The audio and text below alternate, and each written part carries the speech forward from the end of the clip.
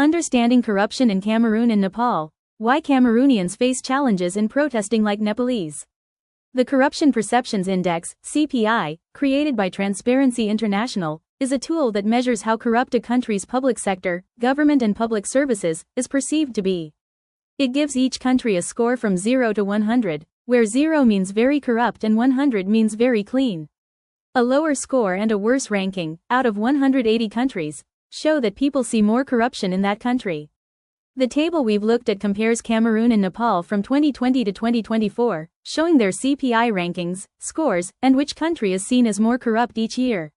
This explanation breaks down the table in simple terms and explores why it's harder for Cameroonians to protest against corruption the way people in Nepal have recently done, especially with Nepal's successful protests in 2025 that led to the resignation of their prime minister.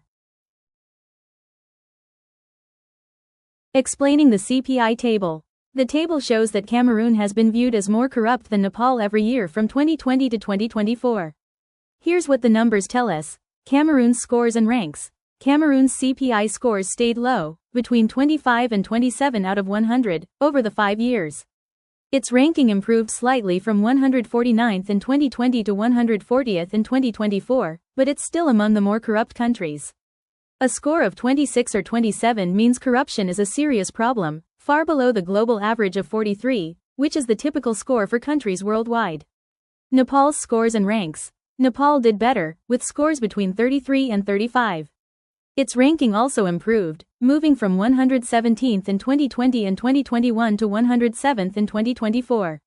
While Nepal's scores are still below 50, showing corruption is a problem, they are consistently 6 to 9 points higher than Cameroon's, meaning Nepal is seen as less corrupt. Who's more corrupt? Every year, Cameroon's lower scores, like 26 in 2024 compared to Nepal's 34, show it is perceived as more corrupt than Nepal.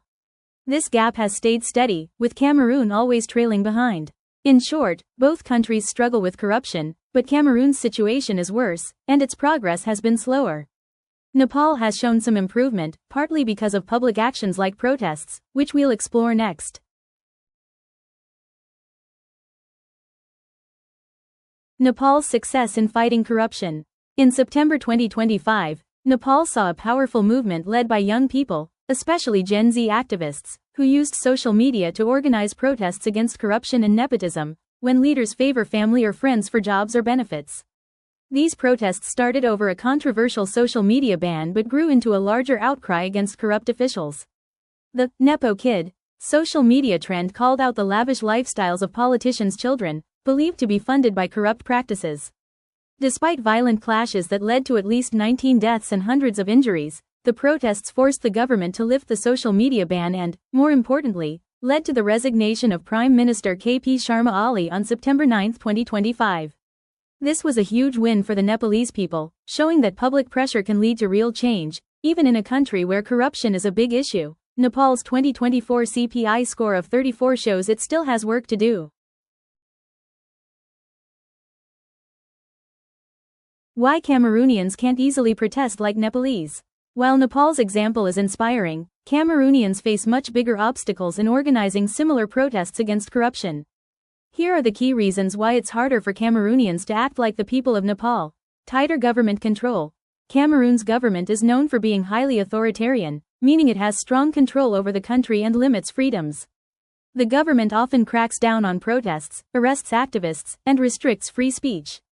For example, opposition leaders and protesters are frequently jailed or silenced, which makes it risky for Cameroonians to speak out.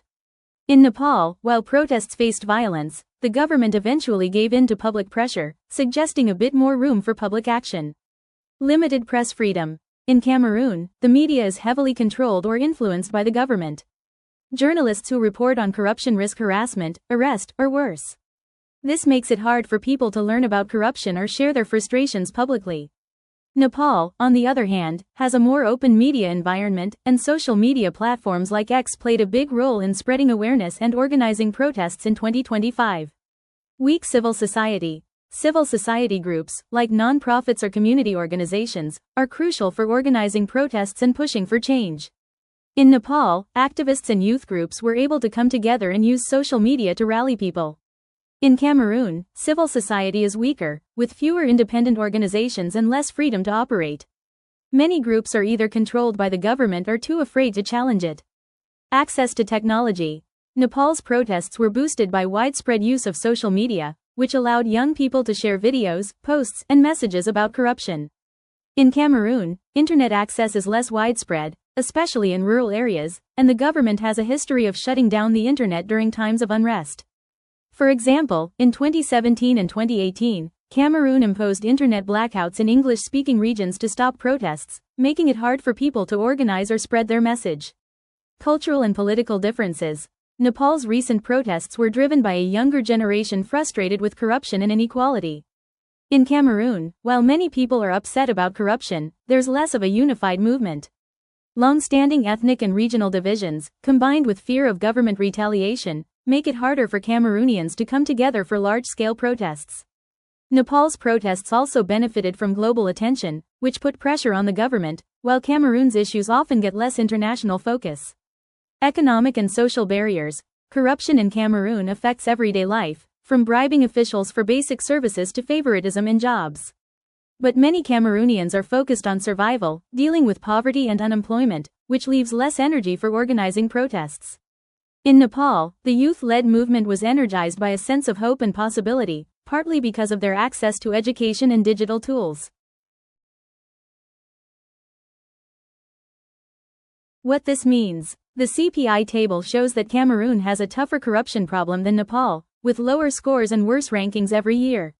Nepal's recent success in forcing out a corrupt leader shows what's possible when people come together, but Cameroon's challenges, strict government control, limited media freedom, weak civil society, and restricted technology, make it much harder for Cameroonians to follow Nepal's example. While Nepal's progress isn't perfect, its CPI score is still low, its people have shown that public action can make a difference. For Cameroonians to do the same, they'd need safer ways to organize, more access to information, and stronger support from both local and international communities to push for change without fear of repression.